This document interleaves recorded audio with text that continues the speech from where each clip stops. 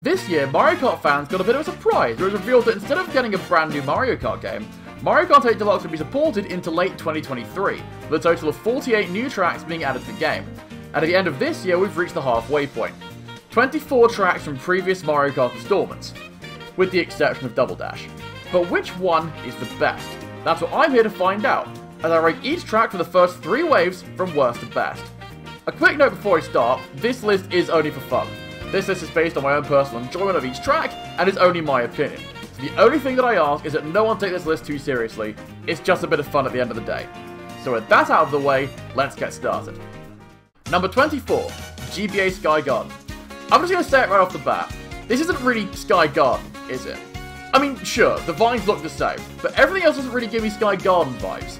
Even the minimap is completely different. But all jokes aside, this one doesn't really do it for me. I don't think it gives the most interesting races, and it's a bit too short to be really interesting. Number 23, SNES Mario Circuit 3. SNES tracks are always weird to judge, as some of them are generally really good. Unfortunately, the really interesting ones are few and far between, and SNES MC3 doesn't really do anything interesting. There's nothing special or unique about it, it's just kind of there. Number 22, 3DS Toad Circuit. See the previous entry. I mean, look, okay, Toad is great, and I do love the giant toad balloons that you drive by, but other than that, it's just another circuit track. A bit of a weird pick for one of the waves in my opinion. Number 21, Tour Tokyo Blur. This is unfortunately the least interesting tour track in the game, and I love Tokyo and the Japanese culture. I'm lucky enough to have been able to go there once, but it doesn't feel as cool and as fun as a Tokyo track should be. The only thing I find interesting about it are the performances that get in your way, and sadly, that's about it. It can give interesting races, but just not that often. Number 20, N64 Choco Mountain. A fun romp from Mario Kart 64, this track has had a really nice glow-up, especially in the cave section. However, aside from the boulders falling from the top of the mountain, there isn't really a lot about this track to keep you invested.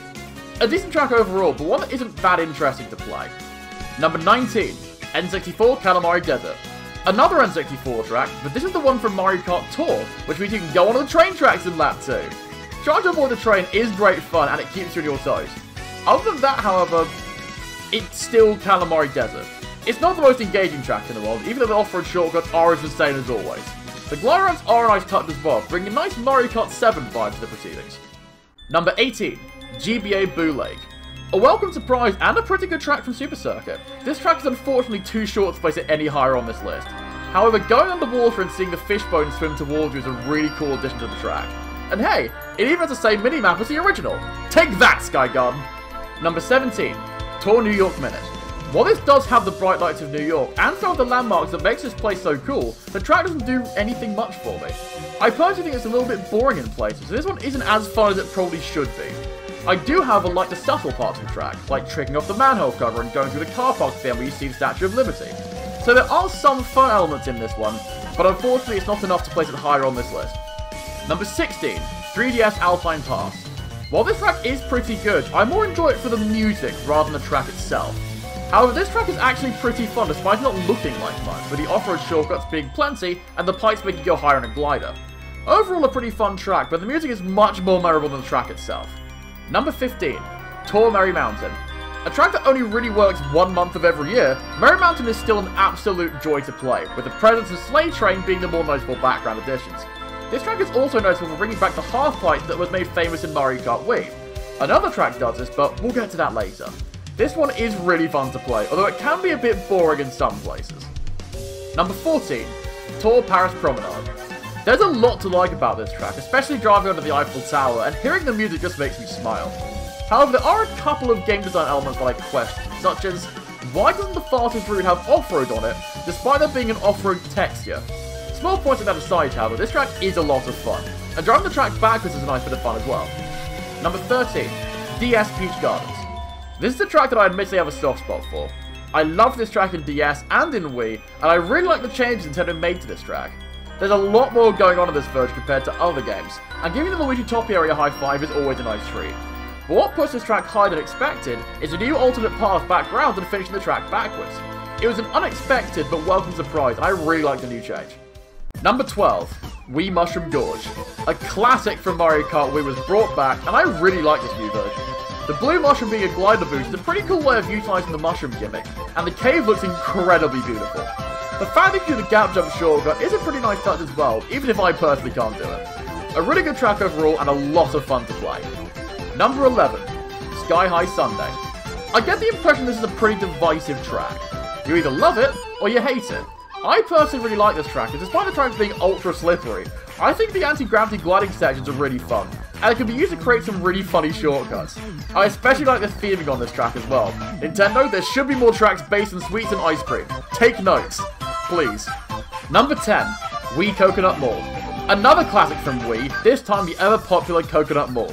I really like what they did to this track. The different shops and the classic murals on the walls give it a more modern vibe compared to previous versions, and while I do miss all the Mii's surrounding the track, I think the overall look of the track more than makes up for it. This would have been placed lower down the list, however, if it wasn't for the subtle update added in Wave 2, which makes the card at the end move again, which was obviously a very well-received change. Number 9, Tour Berlin Byways. Some people might be surprised to see this further down the list, but there are other tour tracks that I prefer to this one. Having said that, this track is still a lot of fun, and the various additions to the track are pretty cool, from the double box in the subway car, to the trickable warps in the Berlin Wall. Some parts of the track are a little finicky, like on the stair section in lap 3, but other than that it's a very enjoyable track, plus the music really does go hard. Number 8, Tour Sydney Sprint. Having never been to Sydney before, I'm just going to assume this is what it's like, but man, this track is great fun to play. The music is fun and peppy, and each section feels different, despite lap 3 just being a reverse lap 1. The track looked phenomenal too, and driving to the Sydney Opera House is a fun addition. And gliding away back through it at the end is a nice touch too. Overall a great track, but in my opinion, it's not quite the best location track in the game. Number 7, Wii Maple Treeway. The final Wii track added this year, this track looks absolutely phenomenal. Maple Treeway looks really beautiful now, with the tour style working really well on this track. The music is incredibly well done, with the autumn feel still captured, and the half pipes were once again brought back, which is another nice callback to Wii. I really love this track in 8 Deluxe, and I'm hoping the half pipes are being brought back in future tracks as well. Please bring in DK Summit. Number 6, GBA Snowland. This was a surprise addition to Wave 2, and it's a very welcome one, with the track looking very different to the Super Circuit original. The moving item boxes are a pretty cool touch, and if a track has lots of penguins in it, I'll immediately love it. They are one of my favourite animals after all. This is a complete joy to play, and every time it comes up, it brings a huge smile on my face. Number 5, DS Shroom Ridge. Now admittedly, I do really like the music a lot on this track, but the track itself is still a lot of fun. People have mixed opinions on car tracks, and sometimes they can be detrimental to the track itself, and they do just get in your way. See original N64 Toad's Turnpike. But this track works pretty well with cars, I think. The newly added shortcut is a cool addition, and the track can give really good races. I personally highly enjoy it every time I play it. Number 4, Tour London Loop. When I went into this list originally, I wasn't expecting this one to rank so high, but the more I play it, the more I really enjoy it. There are lots of references to London, from the underground station signs, to the London Eye overseeing everything, to the double-decker buses located around the track.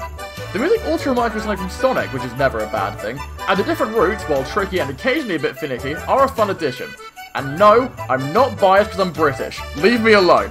Number 3, 3DS Rainbow Road. This track barely misses out on the top 2, despite it being a really good track. The main trait of this track are its looks. It's absolutely gorgeous, with everything fitting together so well. Even the road looks really pretty. The moon section's pretty fun, especially when you can glide across it with a trick, and there's plenty of nostalgia to be found in this one from Mario Kart 7. A huge improvement to the original version, this is a stunning track that goes extremely well in races. Now then, we've reached the final 2 tracks of the year, and I want to make things more suspenseful. So then, in no particular order, here are the final 2 tracks. Finalist 1, Ninja Hideaway. The best track for Mario Kart Tour, and one of the more ambitious tracks Nintendo have tried to do, and they nailed it with this one.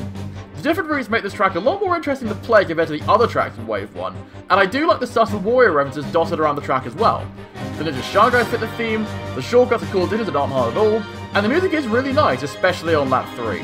A really fun and ambitious track that is a successful one, and hopefully future tracks take inspiration from this one. Finalist 2, DS Waluigi Pinball. One of the most famous Mario Kart tracks ever, Waluigi Pinball got brought back to the game with much fanfare, and it doesn't disappoint whatsoever. The visuals are stunning, with the neon lights and shiny floor making the track more fun and vibrant.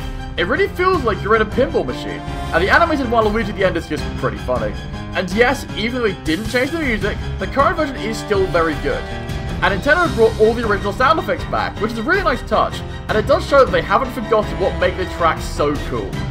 So there you have it. 2 fantastic finalists, but there can only be one winner. And the winner is...